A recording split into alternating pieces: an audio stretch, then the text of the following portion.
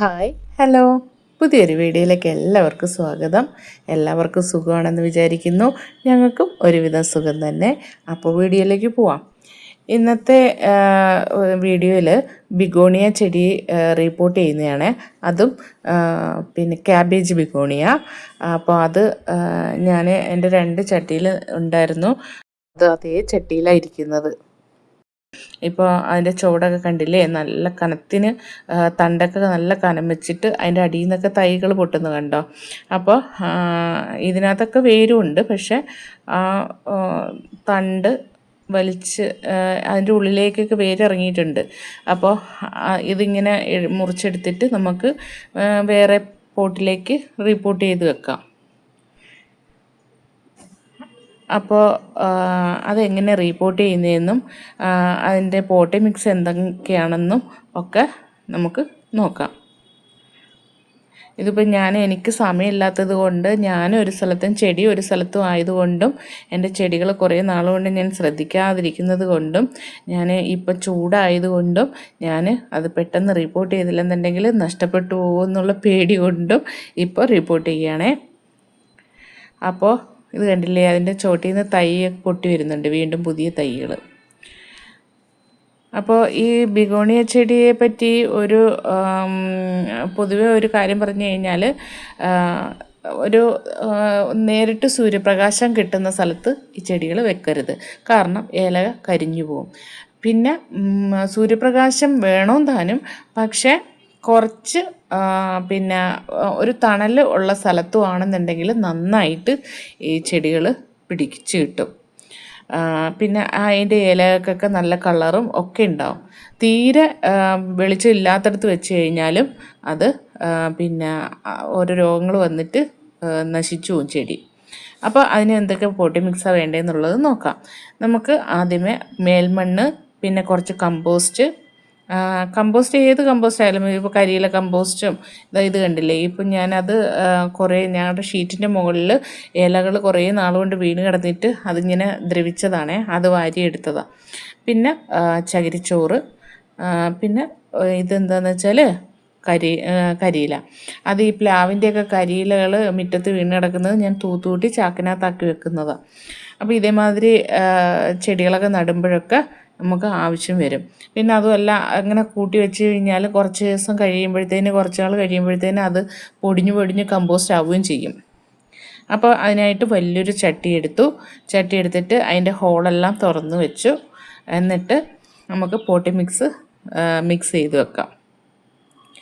പിന്നെ ഇത് എന്താ സംഭവം എന്ന് വെച്ചാൽ, വെള്ളം കെട്ടി നിൽക്കാനേ പാടില്ല. വെള്ളം കെട്ടി നിന്ന് കഴിഞ്ഞാൽ ഇതിൻ്റെ വേരുകൾ ചീഞ്ഞു പോവാനും തണ്ടഴുകാനും ഒക്കെ സാധ്യതയുണ്ട്. അങ്ങനെ ചെടി നശിച്ചും പോകും. പിന്നെ അതിനെ ഒന്നും കിട്ടത്തേയില്ല. നമുക്ക് അഴുകാൻ തുടങ്ങിക്കഴിഞ്ഞ് കഴിഞ്ഞാൽ പിന്നെ അതിനെ രക്ഷിച്ചെടുക്കാൻ ഭയങ്കര ബുദ്ധിമുട്ടാണ്.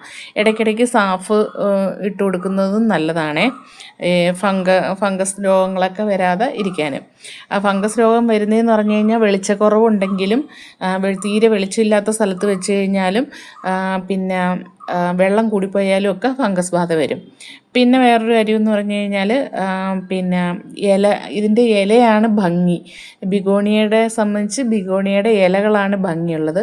അപ്പോൾ ഈ സൂര്യപ്രകാശം കുറച്ചെങ്കിലും കിട്ടിയില്ലെന്നുണ്ടെങ്കിൽ ഈ ഇലകളൊക്കെ ശോഷിച്ചു പോയിട്ട് അതിൻ്റെ കളറൊക്കെ മങ്ങി ഒരു സുഖമില്ലാത്ത രീതിയിലുണ്ടാവും.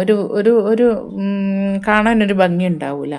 അപ്പോൾ ഞാൻ പോട്ടിലേക്ക് ആദ്യമേ കുറച്ച് ഹോളിൽ അടയാതെ പോകാൻ വേണ്ടിയിട്ട് കുറച്ച് കല്ലൊക്കെ എടുത്ത് വെച്ചു ഹോളിലൊക്കെ. പിന്നെ അത് കഴിഞ്ഞിട്ട് കുറച്ച് കരിയില ഇട്ടു. കരിയിലയുടെ കൂട്ടത്തിൽ ബേ ലീഫാണ് ഞാനിപ്പോൾ എടുത്തത്. ബേ ലീഫ് ഞാൻ തോട്ടത്തിൽ നിന്ന് കാറ്റത്ത് എന്തോ മരത്തിൽ നിന്ന് പറന്ന് വീണത് ഞാൻ തൂത്തു വാരിയപ്പോൾ അവിടെ ഇരുന്ന് കിടന്നതാണ്.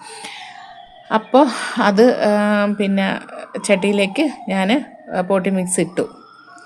ഇത് കണ്ടില്ലേ, ഇപ്പം പഴയ പോട്ടി മിക്സാണ്. ഇപ്പോഴും തൊടുമ്പം തന്നെ പുട്ടിൻ്റെ പൊടി കണക്ക് ഇങ്ങനെ പൊടിഞ്ഞു വരും. ആ രീതിയിലുള്ള പോട്ടി മിക്സ് വേണം കിട്ടാനുള്ളത്. ഇല്ലെന്നുണ്ടെങ്കിൽ വെള്ളം കട്ടിയാവും. പിന്നെ വേറൊരു കാര്യം എന്ന് പറഞ്ഞാൽ വേരോടൂല. കട്ടി മണ്ണാണെന്നുണ്ടെങ്കിൽ വേരോടാൻ ഭയങ്കര ബുദ്ധിമുട്ടായിരിക്കും. വേരോടിയില്ലെന്നുണ്ടെങ്കിൽ അതിന് വളർച്ച ഉണ്ടാവില്ല. അങ്ങനെയൊക്കെ പ്രശ്നങ്ങളുണ്ടാവും. അപ്പോൾ അതുകൊണ്ട് പോട്ടിംഗ് മിക്സ് എപ്പോഴും നല്ല സോഫ്റ്റായിട്ടുള്ളതാവണം, വേരോടാൻ നല്ല ഈസി ആയിട്ടുള്ളതായിരിക്കണം. ഇതിനകത്ത് മണൽ ചേർക്കണമെന്നുണ്ട്, പക്ഷെ മണൽ ചേർത്തില്ലെങ്കിൽ കുഴപ്പമില്ല. കാരണം ഞാൻ ചേർത്തേക്കുന്നത് കുറച്ച് എന്ത് പറഞ്ഞ തരികളുള്ള മേൽമണ്ണാണേ, തീരെ കട്ട പിടിക്കുന്ന മേൽമണ്ണൊന്നും അല്ല. അപ്പോൾ അതുകൊണ്ട് എനിക്ക് മണൽ ചേർത്തില്ലെങ്കിലും കുഴപ്പമില്ല. പിന്നെ ഇതിനകത്ത് വേണമെന്നുണ്ടെങ്കിൽ കുറച്ച് സാഫും കൂടെ ചേർക്കാം ഈ പോട്ടി മിക്സിനകത്ത് കേട്ടോ. സാഫിൻ്റെ പൊടി കുറച്ച് ചേർക്കാം. വളങ്ങൾ ഇനിയിപ്പോൾ ഇപ്പോഴൊന്നും ഇടേണ്ട ആവശ്യമില്ല, പോട്ടി മിക്സിലുള്ളത് കൊണ്ട്. പിന്നെ വേണമെന്നുണ്ടെങ്കിൽ നമുക്ക് ജൈവവളങ്ങൾ ഉപയോഗിക്കാം. അതും രാസവളങ്ങളൊന്നും കൂടുതൽ ഇടാത്തതാണ് നല്ലത്. നമ്മൾ തണലത്ത് എവിടെയെങ്കിലും ഒരു തണലത്ത് നിന്ന് കുറച്ച് വെളിച്ചം കിട്ടുന്ന ഒരു തണലത്ത് കൊണ്ടുവന്ന് ചെടി കുറച്ച് ദിവസത്തേക്ക് വെച്ചേക്കണം. കാരണം നമ്മൾ പോട്ട് മാറ്റിയതല്ലേ, അപ്പം മണ്ണൊക്കെ മാറ്റിയിട്ട് പോട്ട് മാറ്റിയതല്ലേ. അപ്പോൾ ഈ ഇപ്പോഴത്തെ പിന്നെ ചൂടെന്ന് പറഞ്ഞാൽ ഭയങ്കര ചൂടാണ്. അപ്പോൾ അത് പിന്നെ ചൂടായി കഴിഞ്ഞ് കഴിഞ്ഞാൽ ചെടി വാടിപ്പോവും. അപ്പോൾ അതൊരു പിന്നെ ചെടിക്ക് നല്ലതല്ല. അപ്പോൾ ഇതിൻ്റെ ഇലകളൊക്കെ കണ്ടില്ലേ, നല്ല ഭംഗിയാണേ. ഇത് നോക്കിയാൽ അതിൻ്റെ ഇലയൊക്കെ എന്ത് ഭംഗിയാന്ന് നോക്കൂ. പണ്ട് നമ്മുടെയൊക്കെ ഫ്രോക്കൊക്കെ തയ്ക്കുമ്പോൾ അതിൻ്റെ അടിയിൽ ഇങ്ങനെ ഞുറുവിട്ട് തയ്ക്കൂലേ, അതേമാതിരി തോന്നും ഇങ്ങനെ ഇത് കാണുമ്പോൾ. അതെനിക്ക് ഓർമ്മ വരും. അപ്പോൾ പിന്നെ വേറൊരു കാര്യം എന്ന് പറഞ്ഞാൽ ഇതിനകത്ത് ഞാൻ ചെയ്യുന്ന അങ്ങനെ പൂക്കൾ വരുമ്പോൾ അത് ഞാൻ നുള്ളിക്കളയും. അതിനെ ഞാൻ നിർത്തത്തില്ല. കാരണം നിർത്തി കഴിഞ്ഞ് കഴിഞ്ഞാൽ ചെടിയുടെ വളർച്ച കുറയുകയും ചെയ്യും, ഇലകളൊക്കെ കുറഞ്ഞു നിൽക്കുകയും ചെയ്യും. ചട്ടി നിറയെ നല്ല കരുത്തോടെ ഇലകൾ നിൽക്കുന്ന കാണാനാണ് ബിഗോണിയ രസം. അപ്പോൾ ബിഗോണിയയുടെ പൂക്കൾ നുള്ളിക്കളയുന്നതാണ് നല്ലത്. പക്ഷെ നല്ല ഭംഗിയുള്ള പൂക്കളും ആണേ, എന്നാലും ഞാനത് നുള്ളിക്കളയും. ഓക്കെ, അപ്പോൾ ഇത്രയേ ഉള്ളൂ. വീഡിയോ ഇഷ്ടപ്പെട്ടാൽ ഒന്ന് ലൈക്ക് ചെയ്യണേ, കമൻറ്റും ചെയ്യണേ, സബ്സ്ക്രൈബും ചെയ്യണേ. Okay, thank you.